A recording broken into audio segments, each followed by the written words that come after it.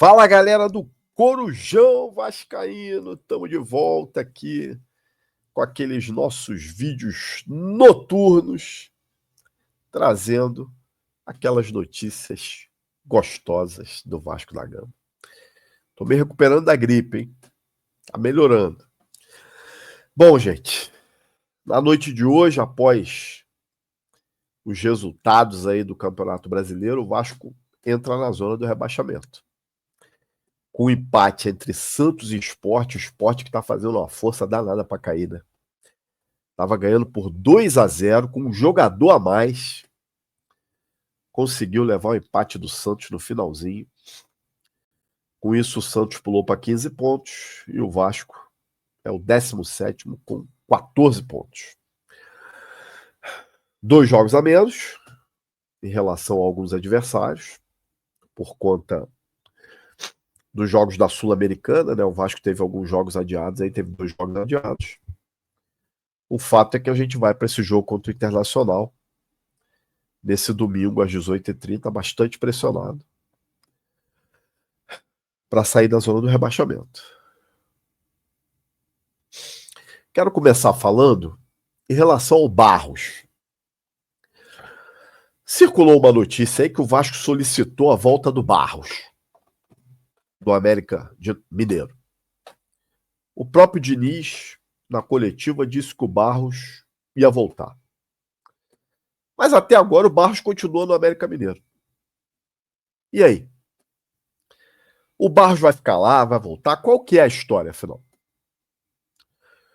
Porque já teve esse rolo com o Paulinho aí, lateral direito, que ia pro Volta Redonda, voltou, já foi de novo. E o Barros agora? Vai ficar lá ou vai voltar? Umas histórias extremamente confusas no Vasco da Gama. Essa aí ninguém sabe. Uma que tá certa, foi anunciado hoje pelo Grêmio, foi o zagueiro Balbuena. Aquele mesmo que foi especulado no Vasco aí várias vezes. E eu coloquei nessa postagem, é questão de 2, 3 semanas atrás, dizendo que o Balbuena não viria para o Vasco, porque o Diniz queria um jogador mais novo e mais rápido. Porra, eu coloquei essa postagem no X aí. Teve muita gente que veio falar comigo, dizendo que eu estava errado, que não era nada disso, que era mentira, que o Diniz não queria o jogador.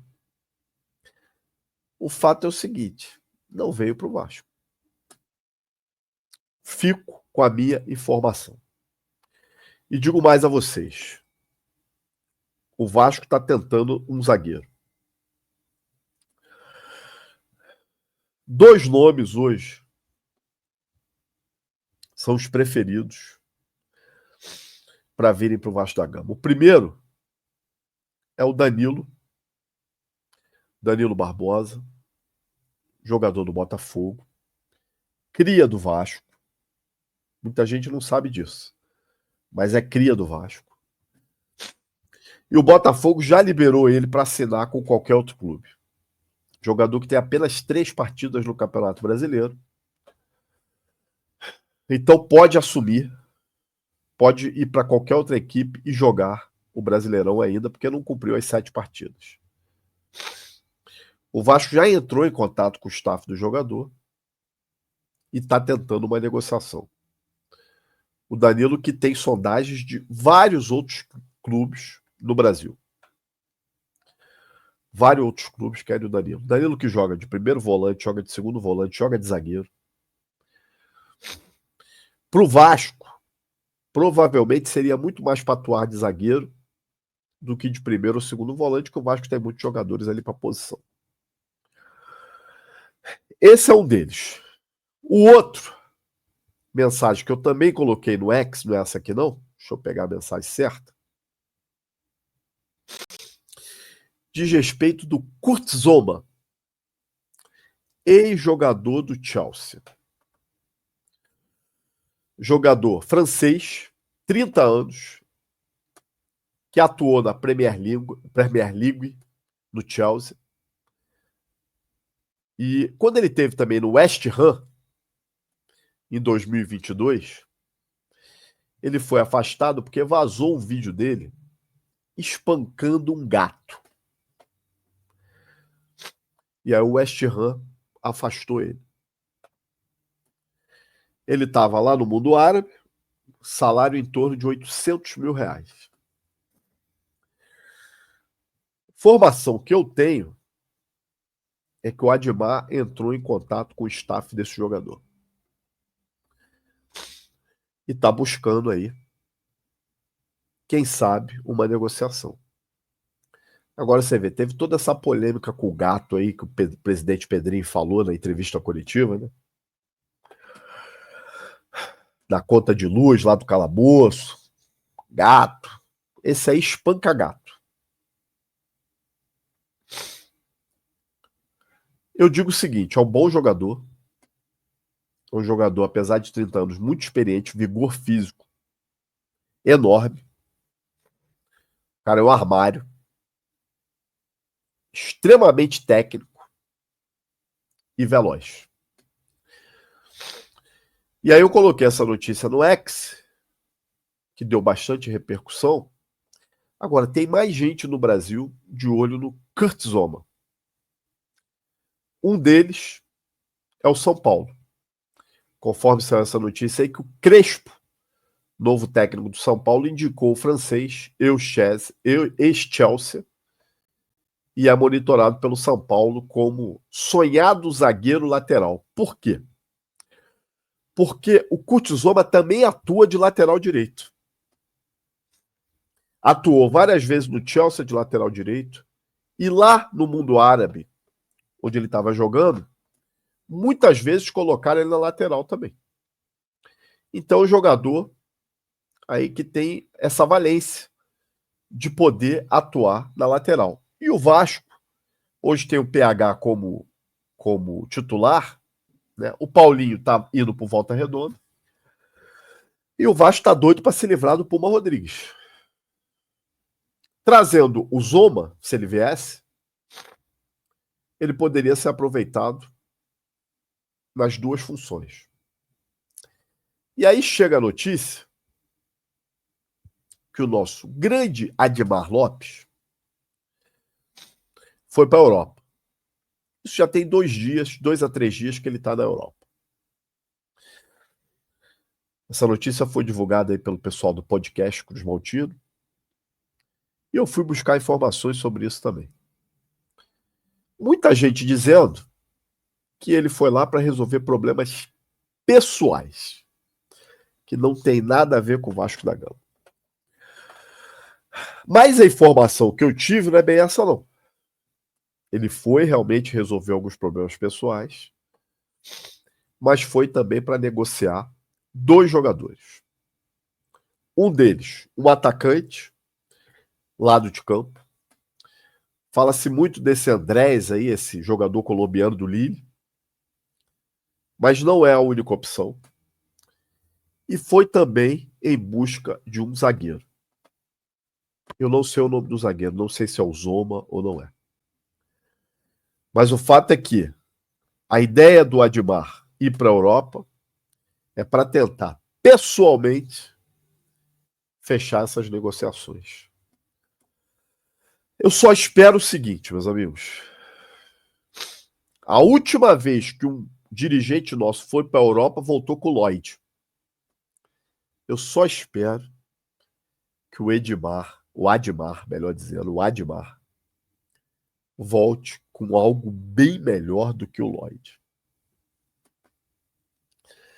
Porque 2 Lloyd ninguém aguenta, até porque nós já temos Jean Davi, nós já temos Garré e outros pé de rato lá.